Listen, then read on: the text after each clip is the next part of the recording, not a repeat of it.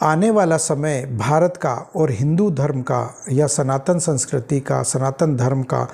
बहुत ही विकट स्थिति में आने वाला है और उसके लिए हमें पहले से इस बात का आभास हो जाना चाहिए। लेकिन पता नहीं क्यों हिंदू इस चीज़ को सीरियसली नहीं ले रहे हैं, और जो सीरियसली ले रहे हैं उनको मूर्ख समझा जा रहा है। और आज की जो पढ़ी लिखी जनसंख्या है, जो पढ़ी लिखी आबादी, और ख़ास तौर पर जो शहरी आबादी है, यानी कि शहरों में, बड़े नगरों में जो रह रहे हैं हिंदू लोग, उनको आज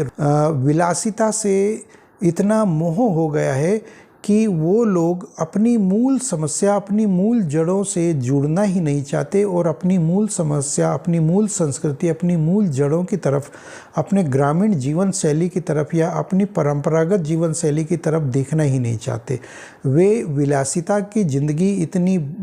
इतनी बुरी स्तर पर ले जाना चाहते हैं, अपने शरीर को वो इतना मतलब कि आलसी बनाना चाहते हैं कि वे पढ़ना भी नहीं चाहते आज, या फिर वो सुनना भी नहीं चाहते कि उनकी संस्कृति, उनका अपना आने वाला समय किस प्रकार से कुएं में जा रहा है, धकेला जा रहा है। और उनके अपने उन राजनेताओं के द्वारा, उनकी अपनी राजनीतिक पार्टियों के द्वारा जिनकी विचारधारा को वो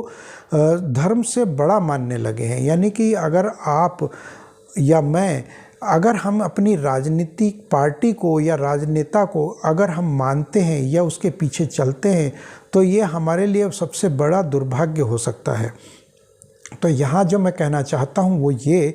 कि यदि आप अपने किसी भी नेता को फॉलो करते हैं या किसी भी राजनीतिक पार्टी को फॉलो करते हैं या उसके लिए आप कार्य करते हैं, उसके लिए आप चुनाव प्रचार करते हैं या वोट डालते हैं या सोशल मीडिया में उसके लिए कार्य करते हैं, तो आप इतना जान लीजिए कि वो आपको आर्थिक लाभ थोड़ा बहुत कहीं ना कहीं से दे सकता है या आपको इधर से उधर बदलाव करवा सकता है। यानी कि वो आपके बच्चों के स्कूलों में दाखिले करवा सकता है या फिर आपको थोड़ी बहुत जान पहचान निकलवा करके आपके इधर उधर के सामाजिक कार्य कुछ करवा सकता है, थोड़ा बहुत करवा सकता है। लेकिन आपका जो नुकसान हो रहा है आपके धर्म का, अपने अध्यात्म का या आपकी संस्कृति का, उसको वो वापस नहीं ला सकते।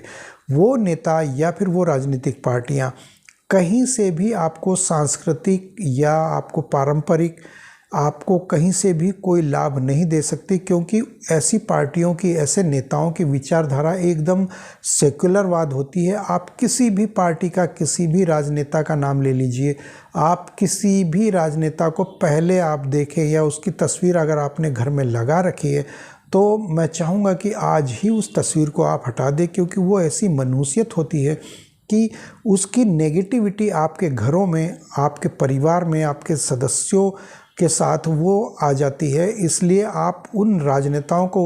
उन राजनीतिक पार्टियों को आप बाहर ही रखें और उनके बात विचार या उनके बारे में चर्चा को आप घर से बाहर ही रखें। घर में अगर आप आते हैं तो आप धर्म पर आधारित वार्तालाप करिए, धर्म पर आधारित जीवन शैली को जिए और धर्म पर आधारित ही आप घर का माहौल बनाकर रखेंगे तो ये आपके लिए, आपके भविष्य के लिए, आपके बच्चों के लिए एक हित में आने वाली चीज़ है। हित आपके बहुत बड़े काम आने वाली चीज़ है, आपके हित में रहेगी ये चीज़ और आपको मानसिक तौर पर संतुलन, शांति और एक भविष्य, उज्जवल भविष्य के लिए आपको सहायता प्रदान कर सकता है। अन्यथा तो आपकी राजनीतिक पार्टियों में जिस प्रकार से उठापटक होती है और आए दिन नेता इधर से उधर अदला बदली करते रहते हैं, एक पार्टी से दूसरी पार्टी में, एक विचारधारा से दूसरी विचारधारा में, और जिस प्रकार से उनके ऊपर लाछन लगाए जाते हैं, तो किसी की कोई सीडी कांड आता है, किसी का कोई एफआईआर आती है, तो किसी का कोई मर्डर का केस आता है, तो कि भले 36 तरह के जिस प्रकार के केस होते हैं नेताओं के, तो उनको सुलझाने के लिए वो जो पार्टी हावी होना चाहती है, जो पार्टी हावी दिखती है, वो उसकी तरफ वो झुकाव उनका हो जाता है। तो ऐसे नेताओं को हम जानते हैं, उनको नज़दीक से जानते हैं, हम उनको नाम जानते हैं, हम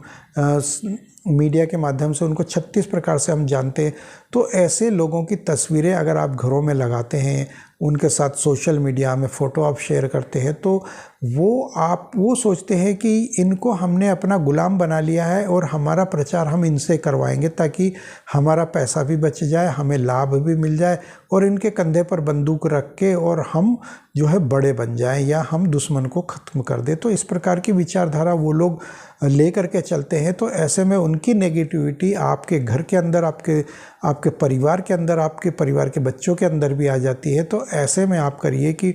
आप उन लोगों से किनारा करें और अपने धर्म पर आधारित जीवन शैली को अपनाएं और अपने घरों में देवी देवताओं की तस्वीरों को लगाएं, ना कि किसी ऐसे नेता की जो किसी लायक नहीं है। हाँ, वो संवैधानिक पद पर है तो संविधान चला रहा है या संविधान उसको चला रहा है, उसकी रोजी रोटी चला रहा है, तो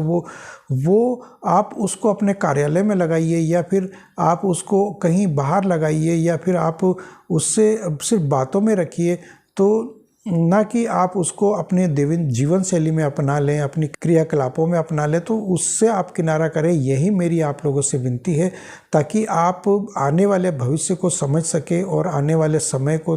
और भविष्य को समझते हुए आप